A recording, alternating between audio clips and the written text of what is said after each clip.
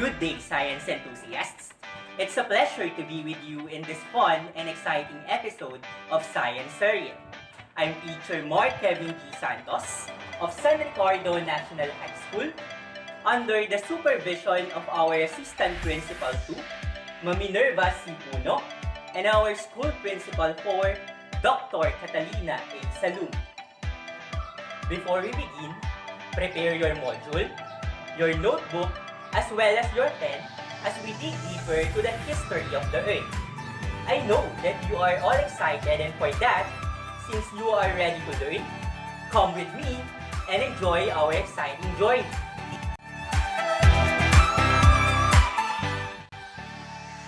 This time, let us play a game.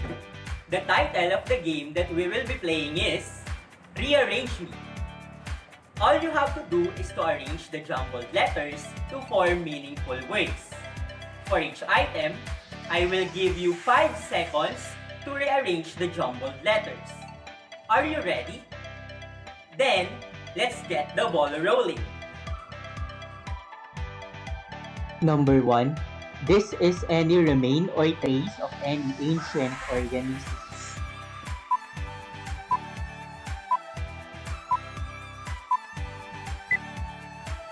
Excellent! The correct answer is fossil. A fossil is a mineralized and preserved remain or trace of animals, plants, and other organisms. Number 2. These are large sheets of flowing ice.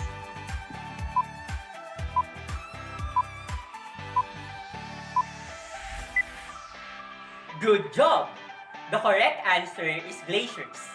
Glaciers are large mass of perennial ice that originate on land by the recrystallization of snow and other forms of solid precipitation.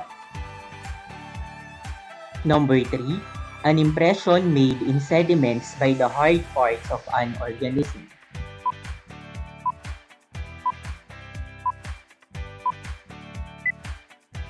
Bravo! The correct answer is mold. A mold is a three-dimensional impression in which the surface contours of an organism is present. Number 4. This is a fossilized tree sap.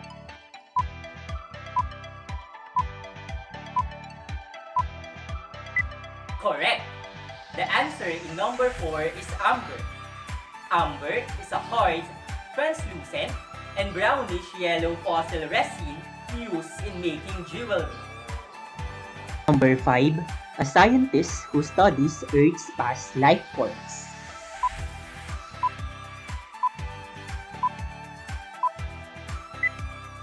Amazing! The correct answer is paleontologist.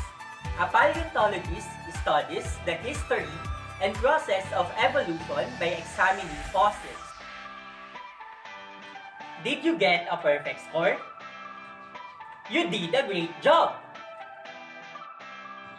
We live in an active planet, but I'll bet there are lots of things you didn't know about this blue planet, including its history. Earthquakes rip along plate boundaries. Volcanoes spew fountains of molten lava, and mountain ranges are constantly created and destroyed. Scientists have long been concerned with deciphering the history and predicting the future of this active planet. Come and join me as we explore the history of planet Earth. Our lesson objectives for today's episode are: first, trace the history of planet Earth. Second, understand the history of planet Earth through the geologic time scale. And lastly, appreciate how planet Earth and different life forms evolved in the last 4.6 billion years.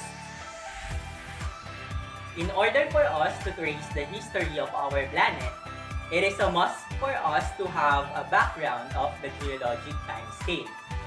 The geologic time scale is a system of chronological measurement that relates stratigraphy of time.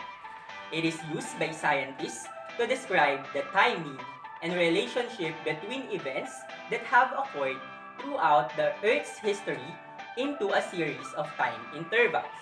It's like the series of events in your life. The geologic timescale divides the history of the Earth into eons. An eon is divided into eras. Meanwhile, an era is divided into period, and a period is further subdivided into epochs.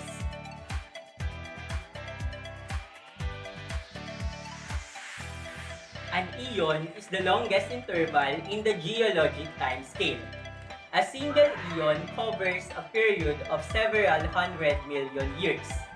The Earth's history has been divided into three eons: Archean, Proterozoic, and Phanerozoic eon. In Archean Eon, the Earth's crust had cooled enough to allow the formation of continents and the beginning of life on Earth. During this time, archaea and bacteria first existed.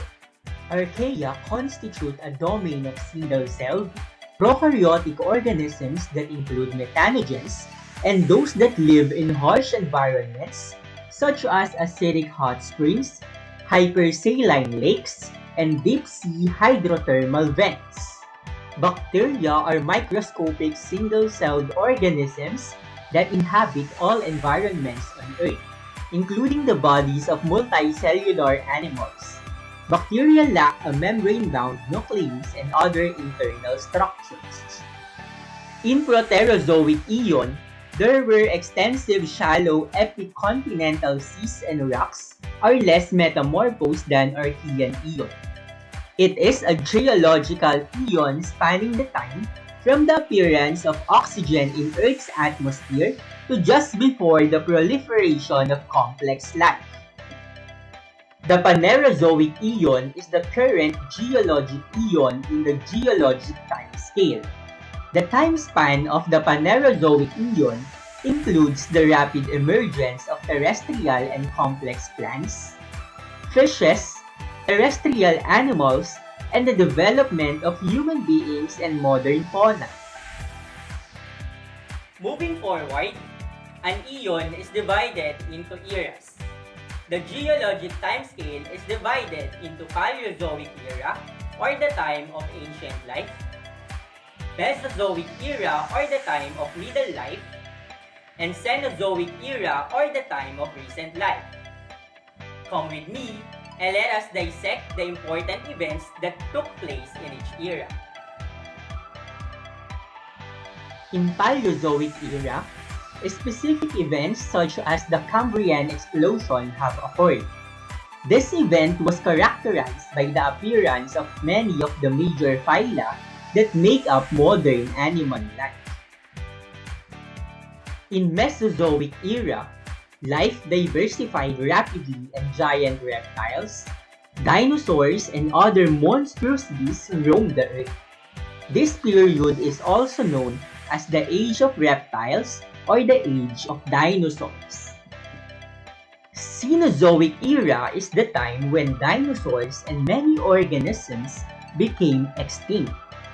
As dinosaurs roamed the Earth for over 160 million years, we needed their dominance to end. From there, early humans evolved from small furry mammals. They began walking on two legs, using their free hands, and sharing information in groups. And finally, here we are now.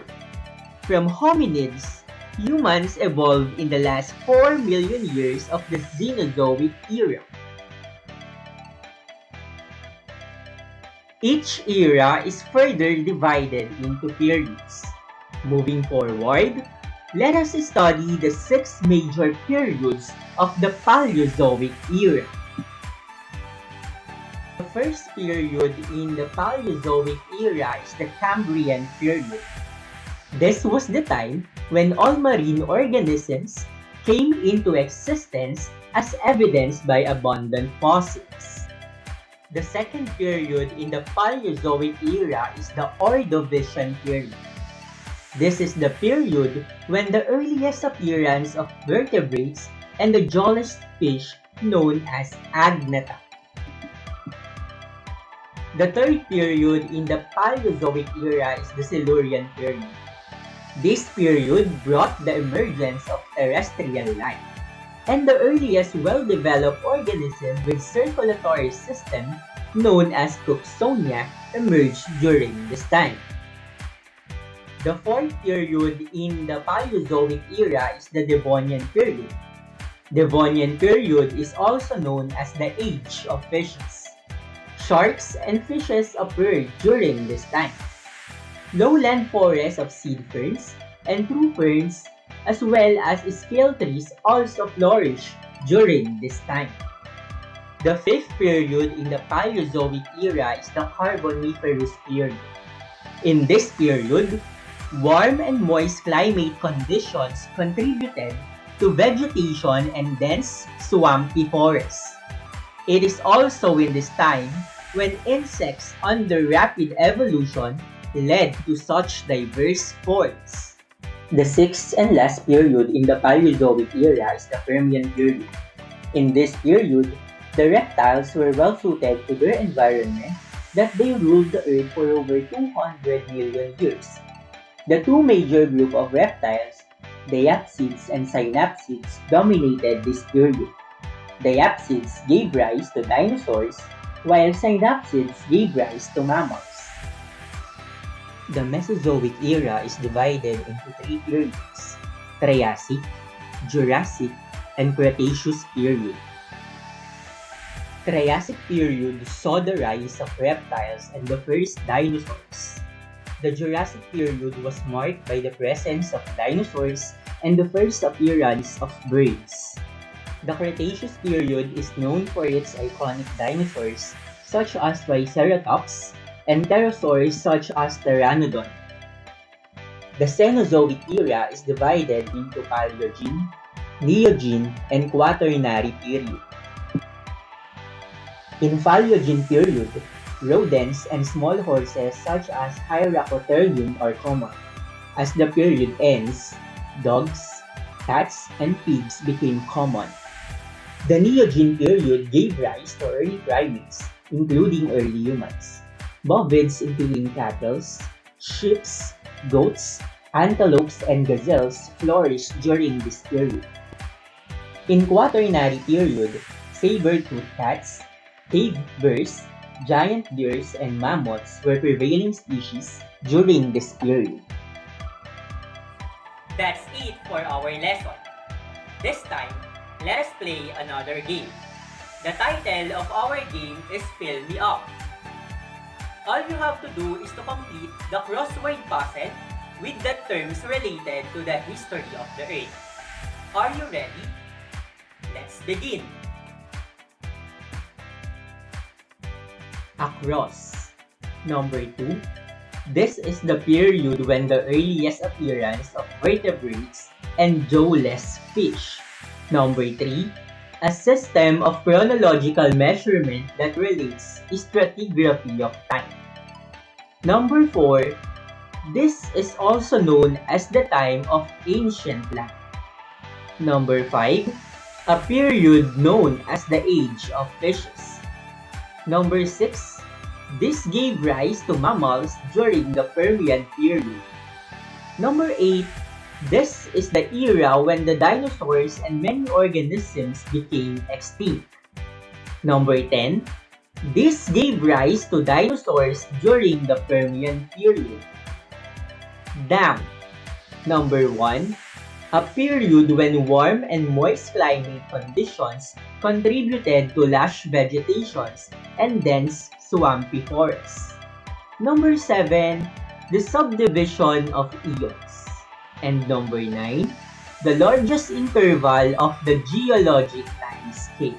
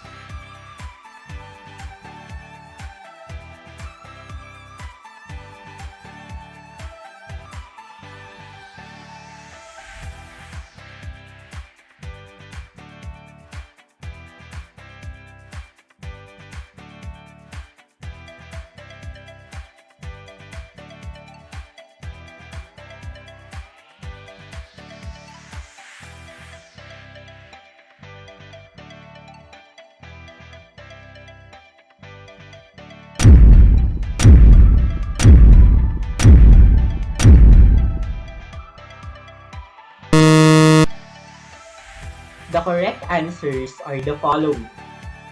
For across, number 2, Ordovician period.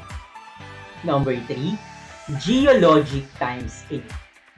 Number 4, Paleozoic era. Number 5, Devonian period. Number 6, Synapsid. Number 8, Cenozoic era. And for number 10, Diapsid. For down, number 1, Carboniferous period. For number 7, we have era. And for number 9, the correct answer is Eon.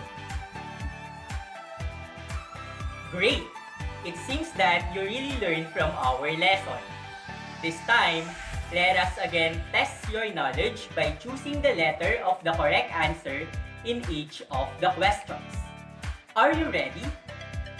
Let's proceed. What is the largest main unit of the geologic time scale? A.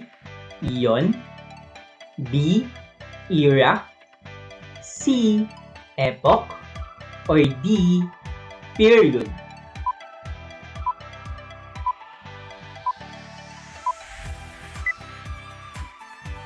Number 2. Myra understands the characteristics of Agneta when she described it as A. A primitive armored fish with cartilage skeleton. B. A primitive jawless fish. C. A fish with jaw. Or D. A fish with legs.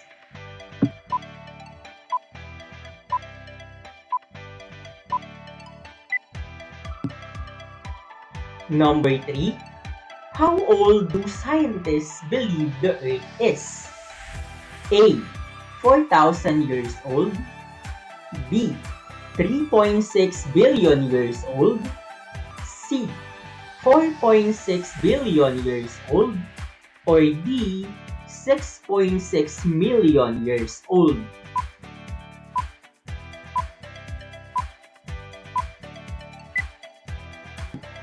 Number 4. When did mammals become the most dominant organisms? A. Cenozoic era. B. Mesozoic era. C. Paleozoic era. Or D. Precambrian era.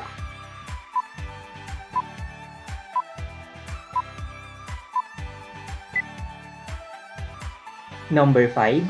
Jose is a grade 11 student and asked to arrange the correct order of the geologic time scale from longest to shortest. Which of the following order is correct? Letter A, era, eon, period, and epoch. Letter B, eon, era, period, and epoch. Letter C, epoch, period, era, and eon. Or letter D, eon, era, epoch, and period.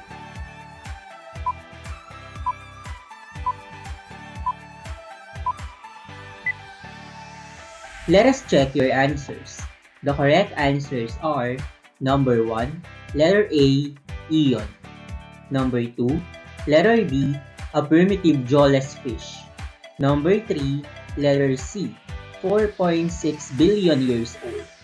Number 4, letter A, Cenozoic era. And number 5, letter B, eon, era, period, and epoch. Did you get a perfect score? You did a great job! We have reached the end of our lesson. I hope you learned a lot. Thank you for being with me, and see you once again in another episode of Science Surya. Goodbye, and have a nice day.